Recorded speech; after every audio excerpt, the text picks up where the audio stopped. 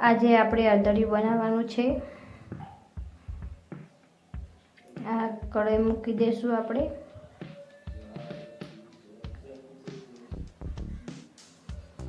અઢીસો ગ્રામ હળદર છે એટલું આપણે ઘી લેવાનું। ઘી ગરમ થઈ જાય એટલે આ હળદર છે, હળદરને છીણી લીધેલી હતી આવી રીતે। હવે આપણે એને હળદર નાખી દઈશું આપણે ઘીમાં।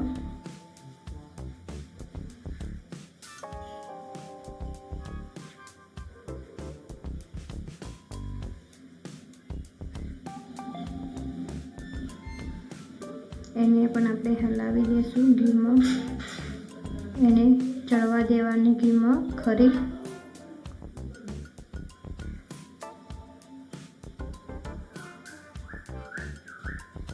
હવે ડુંગળી નાખી દઈશું એટલે હળદરની ડુંગળી ચડી જાય।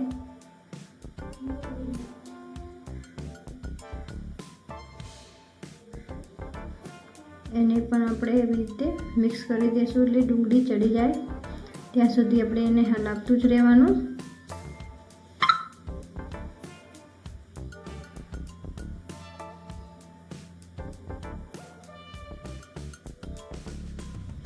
હવે આપણે એને વટોણા નાખી દઈશું। વટોણા બાફેલા હતા।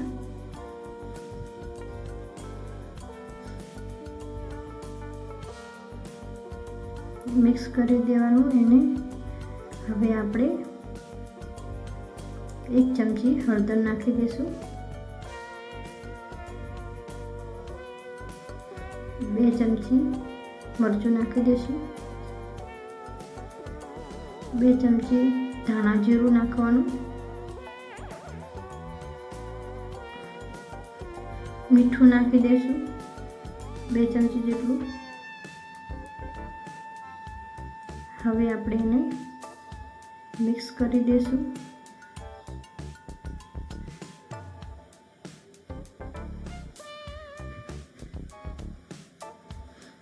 આપણે ઘીનો વઘાર કરશું। હવે આપણે 1 ચમચી જેટલું ઘી નાખી દીધેલું હતું એટલે 1 ચમચી જીરું નાખીશું આપણે। હિંગ નાખશું અડધી ચમચી।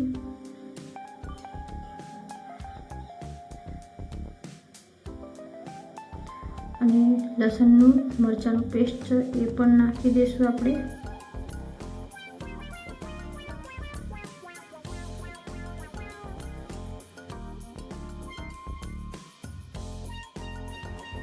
આવી રીતે ઉપર વઘાર કરી દેવાનો।